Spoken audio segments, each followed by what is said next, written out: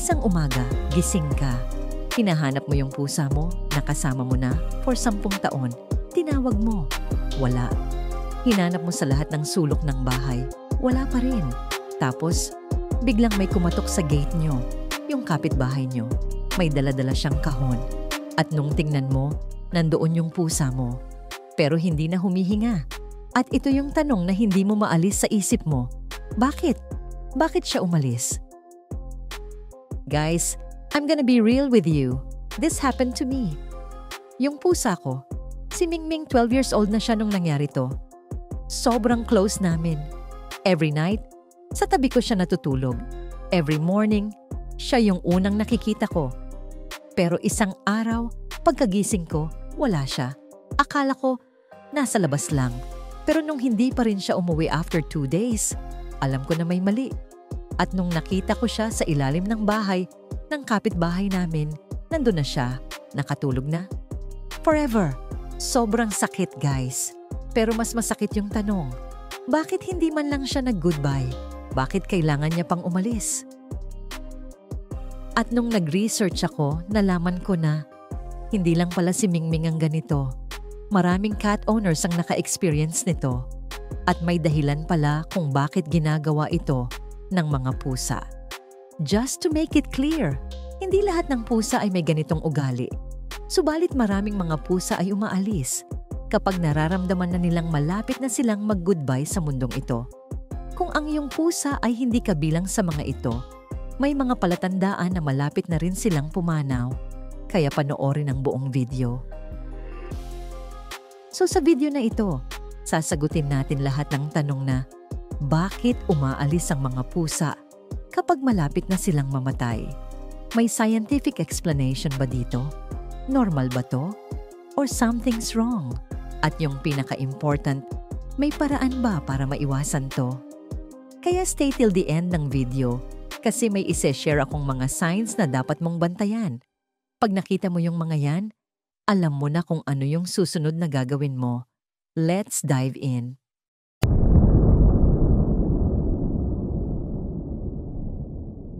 So first, let's talk about kung gaano ka-common itong phenomenon na to. Nag-trending to sa Reddit last year. Yung isang user, nag-post siya with the title, "Why did my cat leave me before she died?" Guys, yung post na yon, 50,000 upvotes. At nung binasa ko yung comments, literal, thousands of people sharing the exact same story. May isang comment na sinabi, "My cat was with me for 15 years. One day, he just walked out the door. I found him 3 days later in the woods behind our house. It broke my heart." May isa pa. "Our family cat disappeared when I was 12. We searched everywhere. Found her under our neighbor's porch. I'm 30 now and I still think about it." Guys, thousands of stories, same pattern.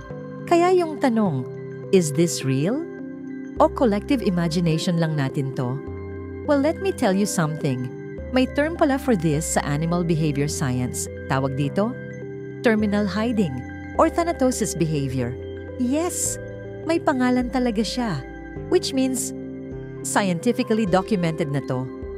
Pero bago natin pag-usapan yung science, I want you to understand something important first. Hindi to about na ayaw ka nila. Hindi to about na hindi ka nila mahal. This is about instinct. Primal, deep-rooted survival instinct na nandyan pa rin, kahit domesticated na yung mga pusa natin.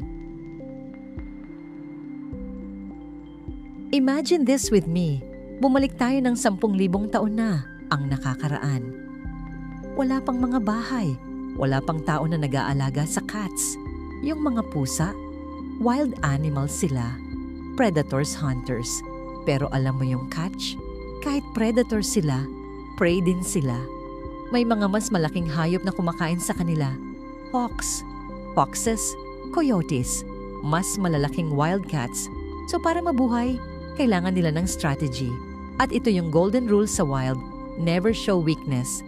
Kasi pag may nakakita sa'yo na mahina ka, sick ka, injured ka, you're dead. Literal, kain ka. Kaya yung mga pusa, nag-develop sila ng behavior na pinagtatago ang lahat ng signs of weakness, even pain, even sickness. Naalala niyo ba yung mga TikTok videos ng cats na sobrang galing mag-hide ng sakit nila? Yung tipong may sugat na pala, may sakit na pala, pero still acting normal? Ganon sila ka-expert mag-pretend na okay lang sila. But here's where it gets deeper. Kapag alam na ng pusa na hindi na niya kayang mag-pretend, na sobrang hina na niya, ginagawa nila yung ultimate survival move. They isolate themselves. Bakit? Kasi sa wild, pag nandoon ka sa pack mo, sa group mo, tapos hinang-hina ka na, nag-attract ka ng predators, hindi lang ikaw ang manganganib, pati yung buong grupo. So yung instinct nila, I need to leave, I need to hide, para safe yung iba, para di ako makita ng predators habang vulnerable ako.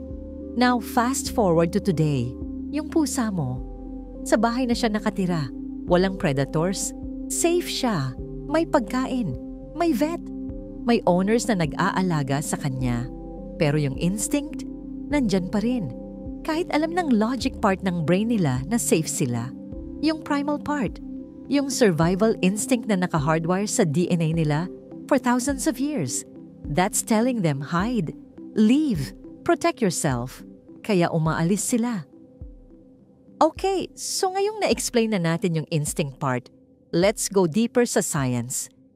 May mga studies na ginawa about this at may 3 major reasons na na-identify ng animal behaviorists kung bakit umaalis ang mga pusa before death. Reason number 1, pain management. Guys, alam nyo ba na ang pusa, 25 beses better ang pain tolerance nila compared sa humans? Pero hindi ibig sabihin nun, hindi sila nasasaktan. Nararamdaman nila yan. Sobra. Pero ginagawa nilang priority na hindi ipakita. At kapag masyado nang matindi yung pain, organ failure, cancer, severe infection, yung gusto lang nila is maghanap ng quiet, dark, isolated place where they can deal with that pain alone. Kaya sila napupunta sa mga ilalim ng bahay, sa loob ng mga bushes, sa mga abandoned na lugar, sa mga tight spaces na walang ingay. Hindi nila kaya yung stimulus, yung sounds, yung lights, yung movement ng ibang tao. Sobrang overwhelming when you're in that much pain.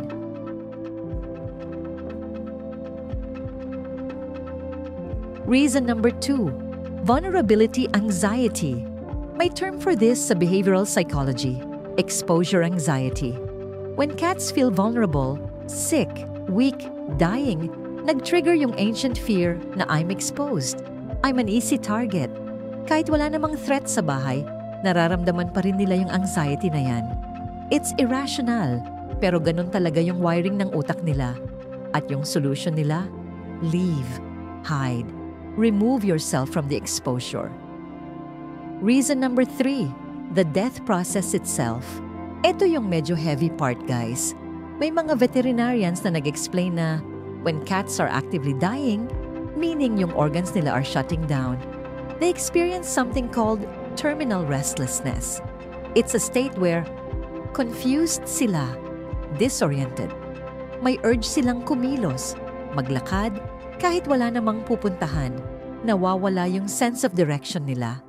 Kaya minsan, yung pag-alis nila, hindi intentional. It's not a conscious decision na, I'm gonna leave now. It's more like, they're wandering, lost, at nahihirapan na silang bumalik. Now I know what you're thinking. So ibig sabihin, walang kontrol yung pusa ko? Instinct lang lahat yan? Hindi niya ginusto na iwanan ako? Exactly. And I need you to hear this, especially kung nag-experience ka na nito. It's not your fault. At hindi mo deserve na maramdaman yung guilt. Maraming cat owners ang nagsa-self-blame.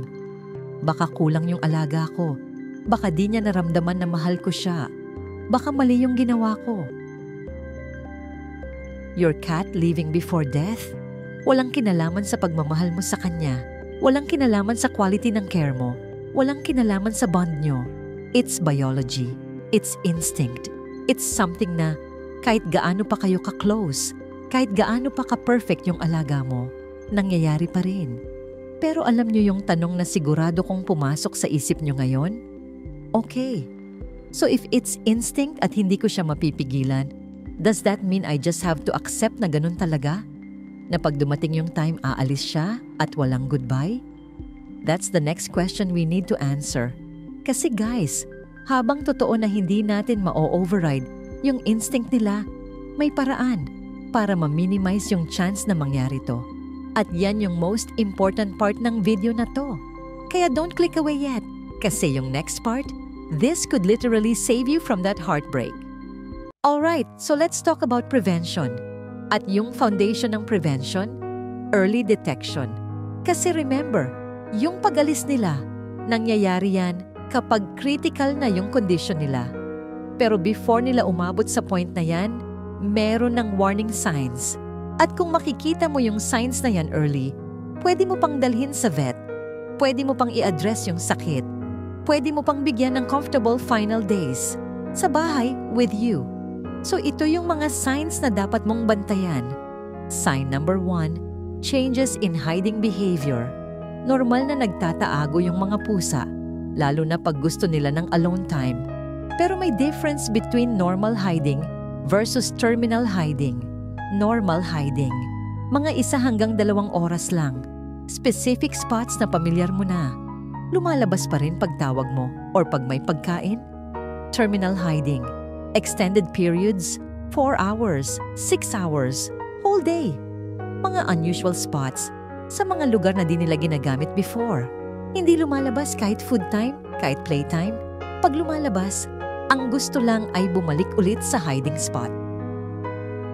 Sign number 2, appetite loss. Guys, if there's one universal sign na may problema sa cat, it's appetite loss. Cats are food-motivated creatures. Kahit picky eaters sila, they will eat. Pero pag may sakit na, yung digestion and metabolism nila, nag-shutdown na. Bantayan. Refusing favorite food. Yung food na hindi nila kailanman tinatanggihan before. Eating very little. Kunwari before, 1 cup per day, ngayon 1 tablespoon na lang. Completely not eating for 24 to 48 hours. Red flag yan. Dalhin agad sa vet. Sign number 3, withdrawal from interaction. Social behavior ng pusa, nagbabago pag may sakit sila. Normally yung pusa mo, lumalapit pag uwi mo, nagpapet, naglalaro pa minsan-minsan.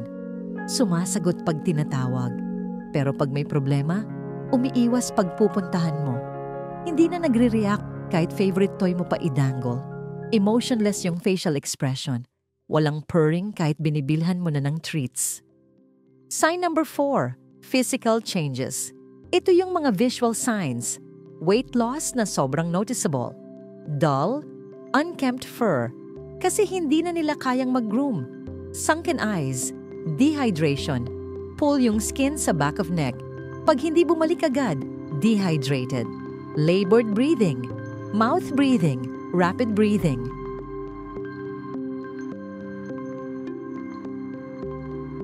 Unsteady walk, stumbling, weakness sa legs. Sign number 5, changes in sleep pattern. Cats sleep a lot. Normal yun. Pero may difference between sleeping versus lethargic. Sleeping, responsive pa rin pag ginising. May movement pa rin throughout the day. Lethargic, parang comatose yung tulog. Hindi na gumagalaw for hours. Unusual positions, weird angles, uncomfortable looking.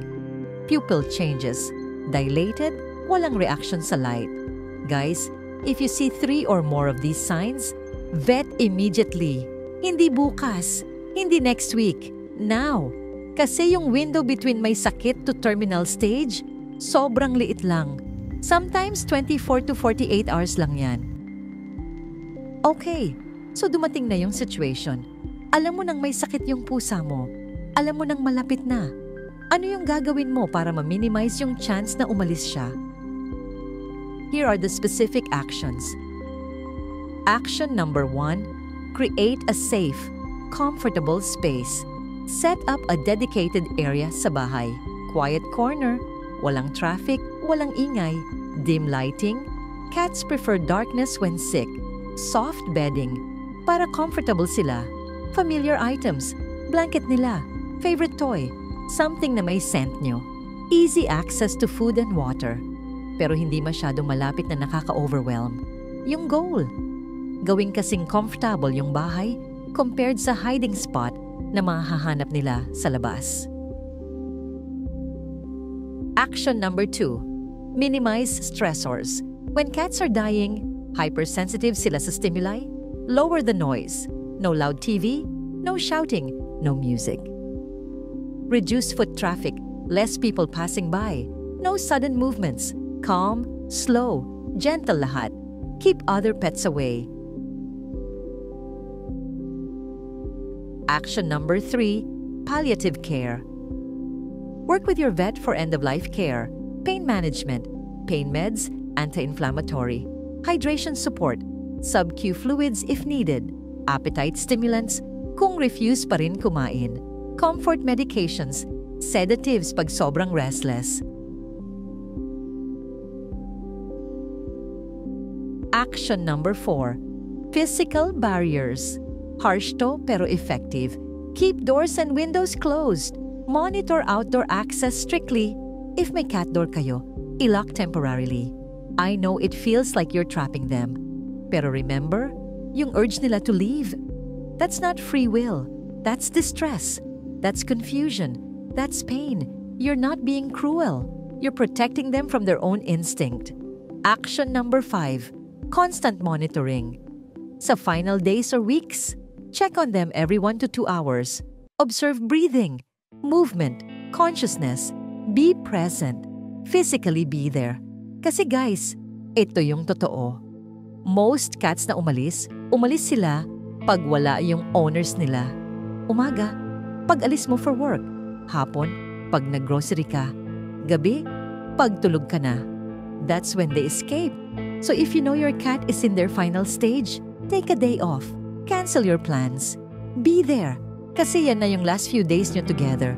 At you want to make sure na pag dumating yung moment, andyan ka. I want to share something personal again. After si Mingming passed away, nag-guilt trip talaga ako for months. Bakit hindi ko nakita yung signs? Bakit hindi ko napigilan na lumabas siya? Bakit hindi ko na-ensure na andyan ako sa last moments niya?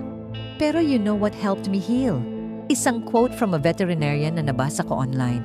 Sabi niya, cats don't leave because they don't love you. They leave because they love you enough to not want you to see them suffer. And that hit me differently. Kasi iniisip ko, baka nga ayaw ni Mingming na makita ko siyang nahihirapan. Baka ayaw niya na madistress ako. Baka yun yung way niya para protektahan din ako. At alam nyo, maybe that's true. Maybe that's part of it too. But here's what I want you to understand. Whether your cat stayed with you till the end, or whether they left, both are valid. Both are normal. Both are okay. Ang importante, you did your best. You loved them. You cared for them. You gave them a good life. At yan ang mariremember nila. Not the last moment. Not the last day. The entire lifetime you spent together. So if you're watching this video kasi na-experience mo na, or kasi natatakot ka na ma-experience, let me tell you, you're a good cat parent. The fact na worried ka, the fact na nagre-research ka, the fact na gusto mong gawin yung best para sa kanila, that already proves kung gaano mo sila kamahal. And whether they stay or go, they know that. They've always known. Alright guys, I know that was heavy. Pero I hope this video helped you understand yung behavior na to. Quick recap. Cats leave before death dahil sa survival instinct nila. It's rooted in evolutionary behavior to hide when vulnerable. It's not about you. Not about your love, not about your care. There are warning signs to watch for. There are actions you can take to minimize it happening. If nag-enjoy kayo sa video na to, please like this video. It helps the algorithm and it helps other cat owners find this info. Subscribe. We make more content about cat behavior, health, and care. Share this kung may kakilala kayong cat owner, especially yung may senior cats na. Send this to them. Baka makatulong. At kung may sarili kayong story about this, comment down below. Let's create a space where we can share, support each other, and heal together. If may questions kayo about cat health or behavior, drop them sa comments din. I'll try my best to answer, or maybe we can make a follow-up video. Reminder lang, hindi ako vet. So pag may health concerns talaga kayo sa cat nyo, please consult a professional. Pero I'm here to share information, experiences, and support. Thank you so much for watching hanggang dito. I know it wasn't easy, pero I appreciate you staying. Take care of yourselves, take care of your cats, and give them extra pets today, just because. Hanggang sa next video. Paalam at mabuhay!